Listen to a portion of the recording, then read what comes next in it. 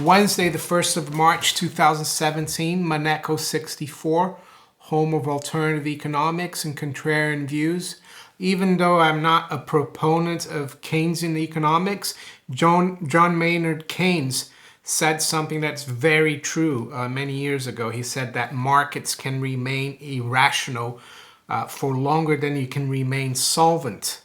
So, and right now, I think people who've been calling for a stock market crash are being proven wrong. You know, if you short the Dow since the election, you're in trouble. You know, November 8th, overnight, I think we dropped to around 17,000. We're now at 21,130.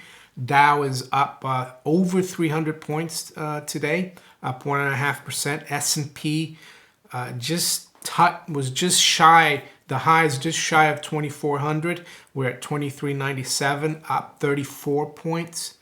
So why is the Dow going up? You know, yesterday we had New York Fed President Dudley warning of a rate hike. The odds of a rate hike for the March meeting, which takes place March 14th and 15th. The odds of a hike priced in by the markets is 80%. So you would have thought, you know, with the Fed hiking rates and maybe embarking on a rate hike cycle, that the stock market would, you know, kind of top and then correct.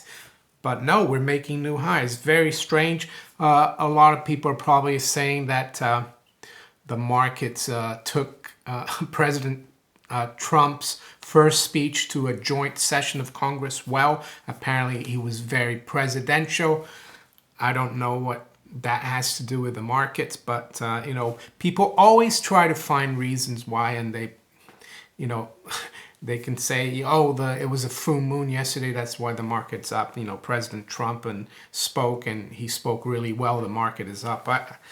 But I think in the end of the day is that there's no other game in town. Interest rates are still low, despite, you know, having seen Treasury yields spike in the last, you know, session or so. You know, the 10-year yield is now at 2.45%, which is still below the recent high we saw late last year, if I'm not mistaken, around 2.63. We did get down to like the 2.3 area last week, and we're now at 245.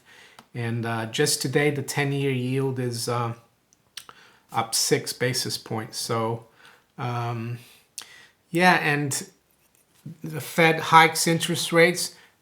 It will go from, you know, it will go still just under 1%. So, I mean, what's going on? Difficult to say. It's but you don't want to fight the market. I don't think we've had a down day of more than 1%. The thing that's interesting, you know, with the nominal number of the Dow becoming so big, you know, a 2% drop would be, you know, over 400 points, which seems a lot, but it isn't 2%. What else? Well, gold and silver. Gold is rebounded fairly well. We got down to 1237 earlier today, and we're now at 1246, down a couple of bucks. The high's been 1250. I think, yeah, it's a bit disappointing. We haven't broken through that 1260 level yet, but we've seen a retest of that 1240. We went through it, but now it's rebounded back above it. So it looks like the 1240 level, which used to be a good resistance, is now support. Silver has done fairly well. The low today is 1822. We're now at 1842, up almost 10 cents, 1850 key level there. The dollar, you know, the pound is taking a beating. We dropped below 123 today against the dollar 122.80.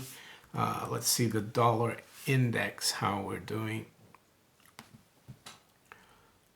Dollar index up 0.5% roughly at 101.60. So yeah, the dollar doing well, not surprising with talk of rate hikes.